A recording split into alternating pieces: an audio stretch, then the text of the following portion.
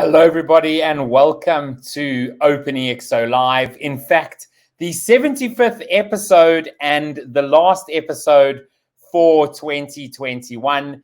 We have spoken to so many amazing OpenExO community members over the year and a half that we've been running OpenExO Live. Today, we have Azim with us, who's calling in from Kuala Lumpur in Malaysia. And you can see that we come back to you on the 6th of January, and there already is an amazing lineup of community members waiting to join. And before we get Azim up onto the screen, I do have a few words from some community members that I wanted to share. And the first one comes from Carol, and she just said, I admire what Azim has been doing in propagating innovation since I met him more than a decade ago. It is inspiring to learn from Azim's achievements in innovation and transformation. Next, from Soraya saying, novel, unusual, creative. These are just a few adjectives to describe Azim. He has always strived to push boundaries, adopting unorthodox strategies, persuading clients to reimagine possibilities, accelerating change and transformation in both private and public sector, and the energy and dedication that he brings into every project has always amazed those who work with him. As a leader, he is able to inspire those around him to achieve excellent results and exponential growth. We then have from Eunice, Azim has demonstrated great leadership when crowdsourcing the content for the Exponential Government chapter for the Exponential Organizations book series. He is very knowledgeable in government transformation. And lastly, we have from Christine, Azim and I met during the EXO sprint training.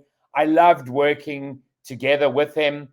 He lives integrity, commitment, responsibility. We were complementary, as he is thorough with detail and thoughtfulness, while I'm more big picture visionary ideas.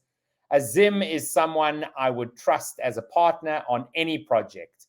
His commercial and operations focus is such an asset without sacrificing human decency and long-term whole system consideration. And so those are just some words.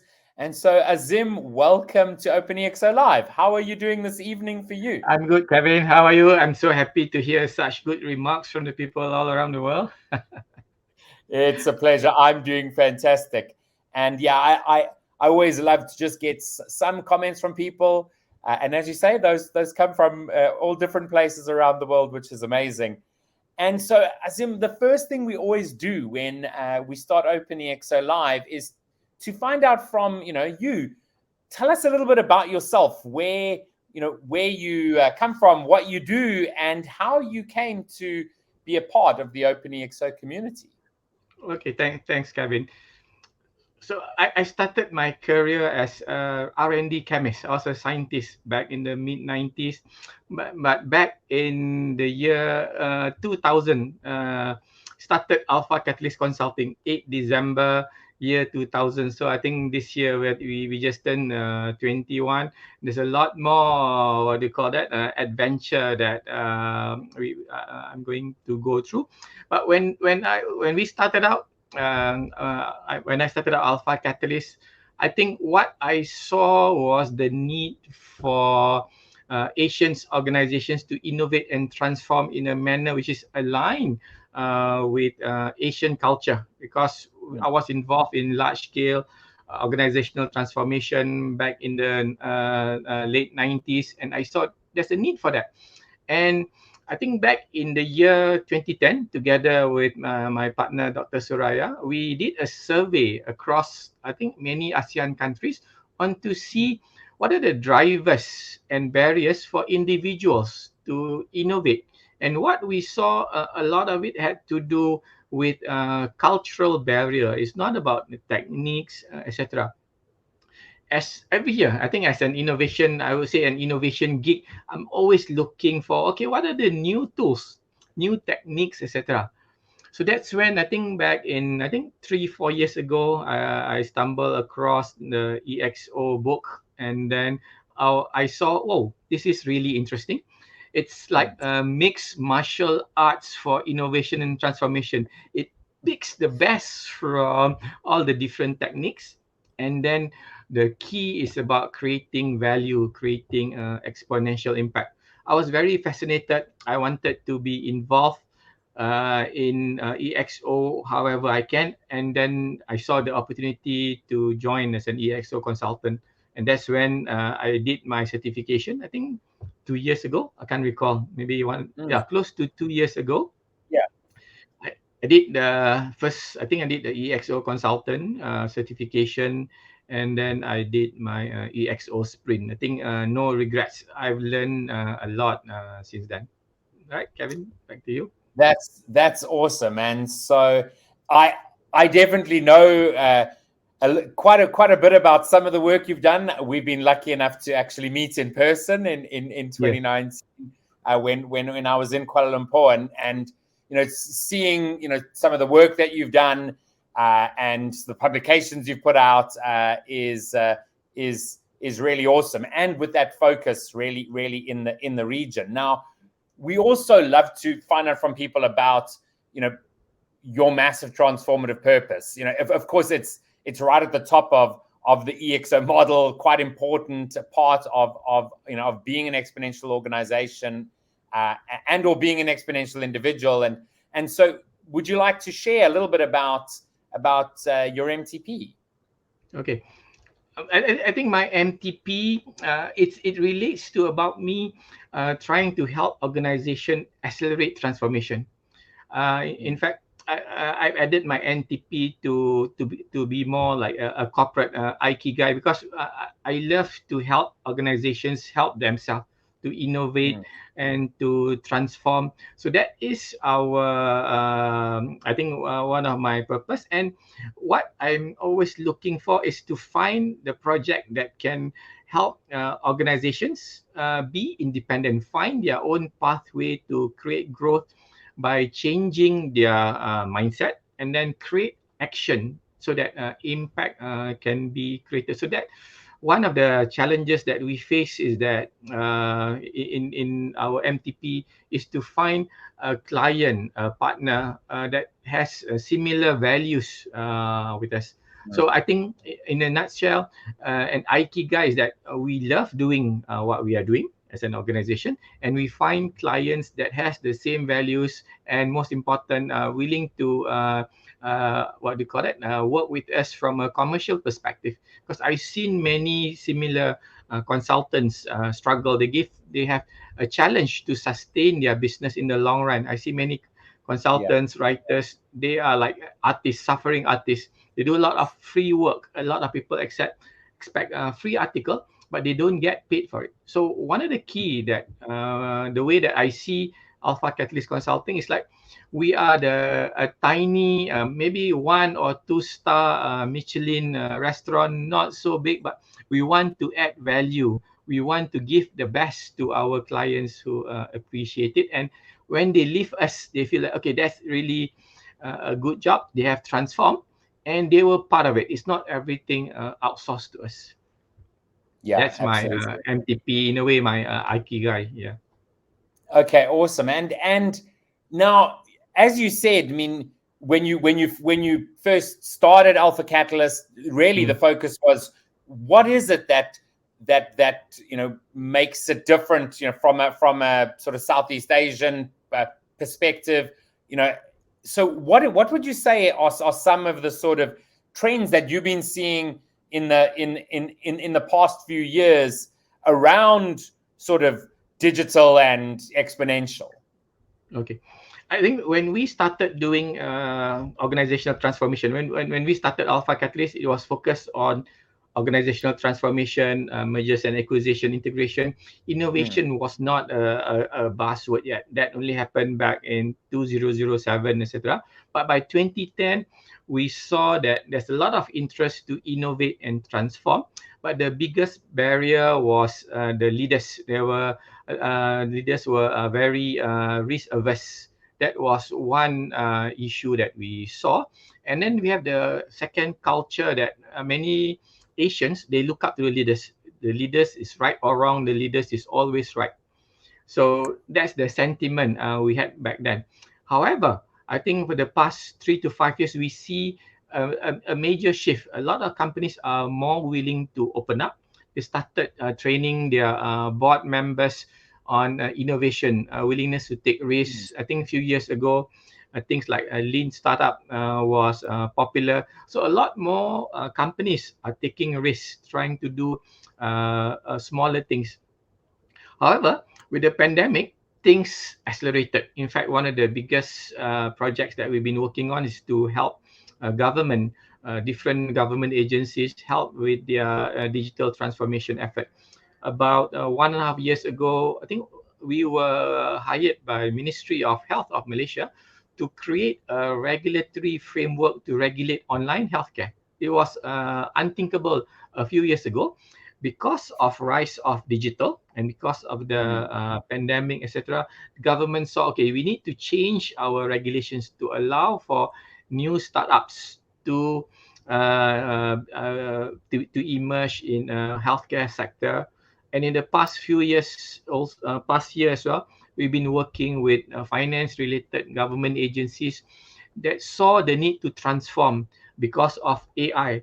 They saw also the need to transform the way they lead people, how they do digital. It's no longer about technology, but it's about the culture. Another key trends that we saw, because of the pandemic, we see a lot of government agencies and also private sector, large organization, they are willing to start crowdsourcing, to start using staff on demand, start using co-creation. So before this, it's quite unthinkable. And we saw also the rise of trust. A lot of people actually trust a lot of their staff to work from home because there's a digital signature. You can see things being done because in the end, it's not about physical presence, is the output.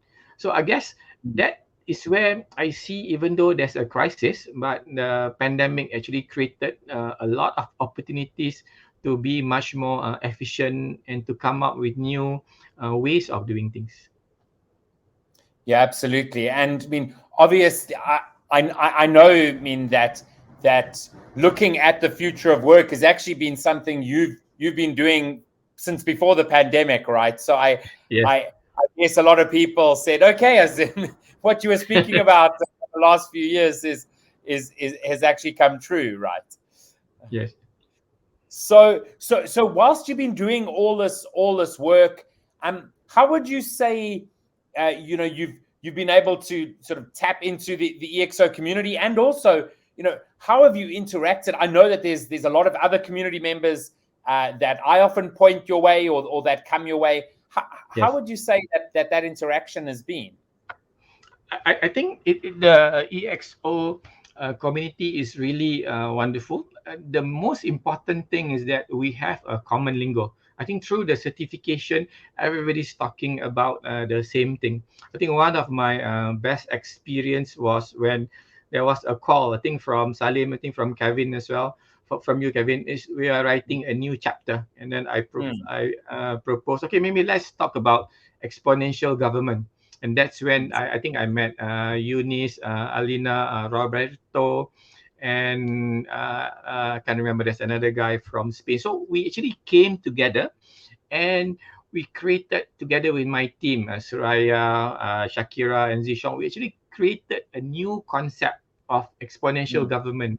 So what we saw was that because we have a common framework, it's easy for us to communicate, and we had similar values. So things happen really fast. So I think that was one of the benefit of the EXO community. And then secondly, I think in the past, I think few months, I've been talking to a few people, Hugh from Vietnam, Jimbo from Philippines, Zunit from South Africa, and then Shiraz from Pakistan. We're trying to create a community of EXO coming from emerging countries where we Yes. have lower resources, and then our readiness to innovate might be different from developed countries. So this is where I see the value of working within the EXO community. Yeah, it's really great, to speak to people, throughout the community, and to hear things, that are happening, right? Yeah. People are coming together saying, how do we implement this? What is your experience, Yes. and what can I learn from that experience?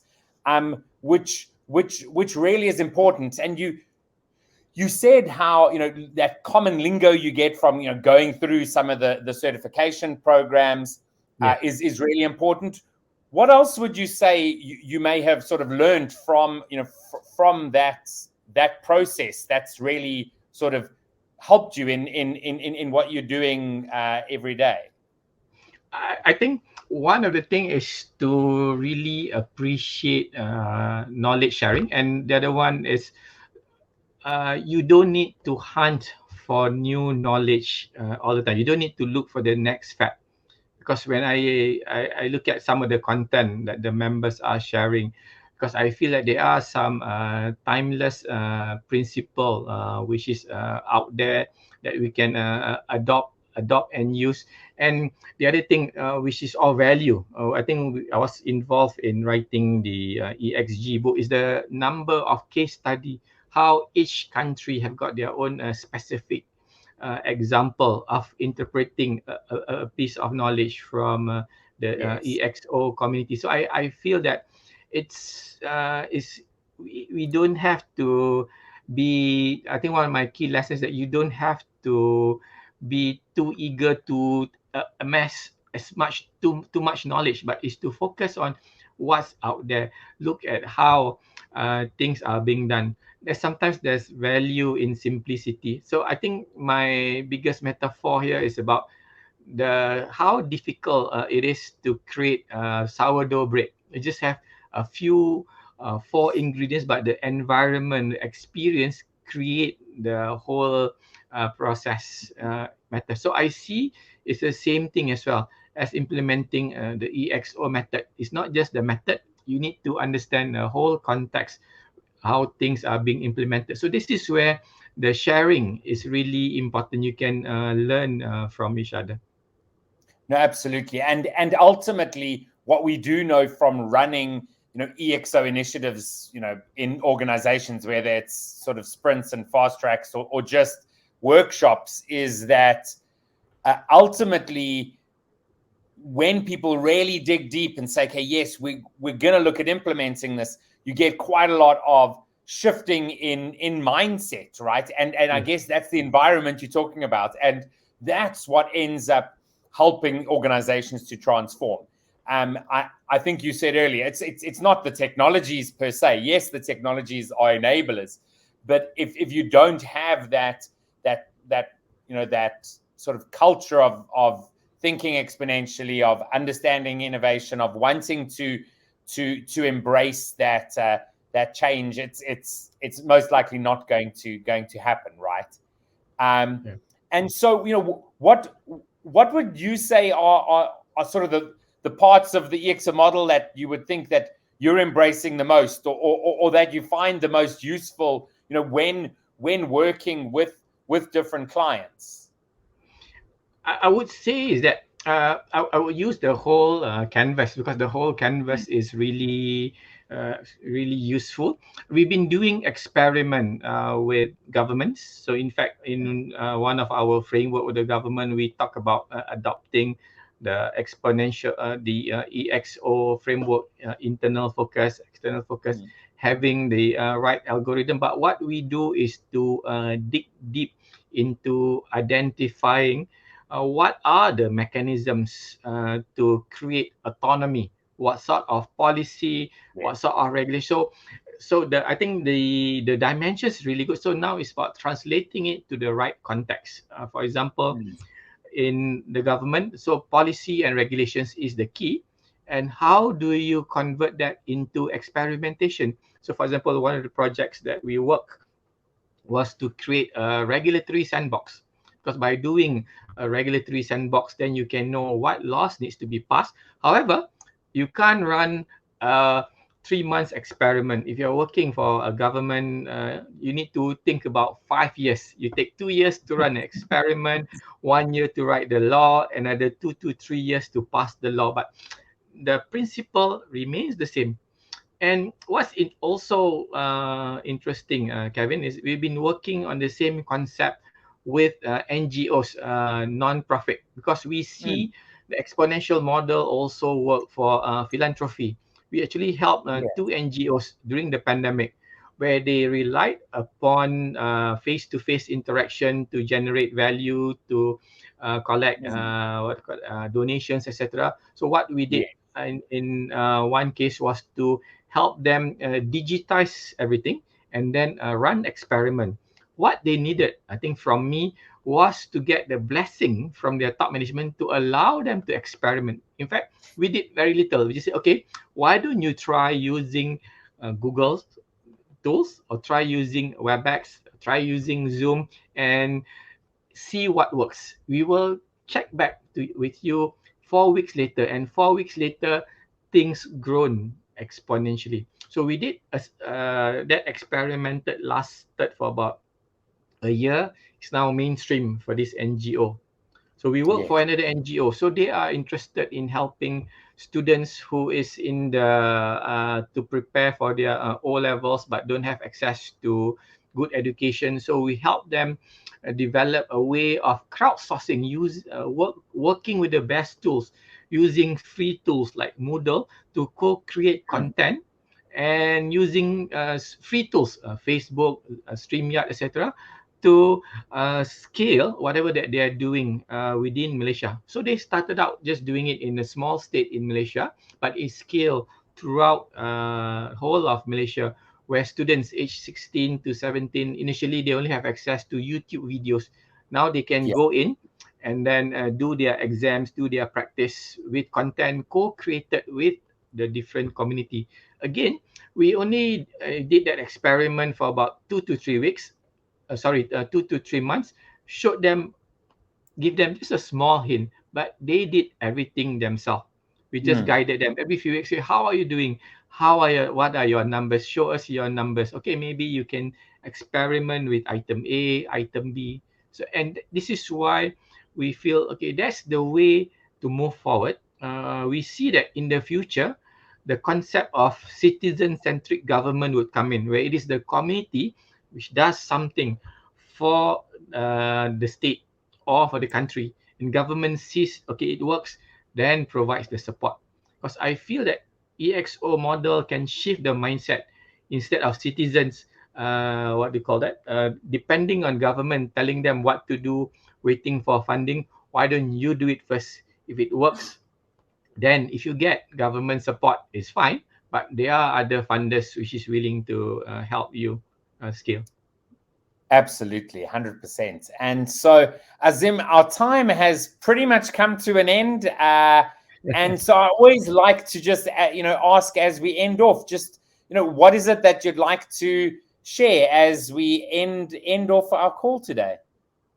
Okay, I think there are many viewers here who are consultants, and then there are also people who are interested in becoming to help their own organizations scale exponentially. I think my message to you is to really find what you are passionate about. Find your ikigai, find your MTP, and also once you have your sense of purpose, then try to start attracting people who wants to work with you, because 90% of the people would say no to you.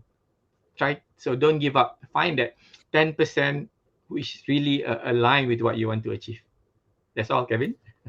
Absolutely. Azim, it was really great chatting to you. I hope that you have a fantastic remainder of 2021 and that 2022 is going to be a good year.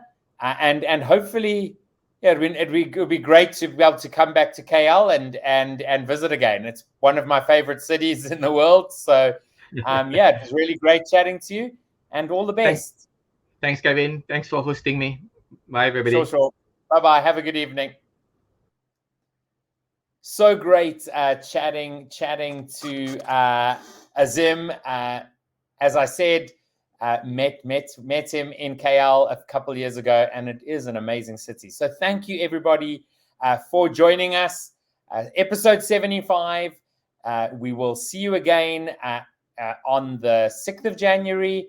I hope that you have a great festive season. If you celebrate Christmas or any other holidays, enjoy those. And as I said, we'll see you again in January.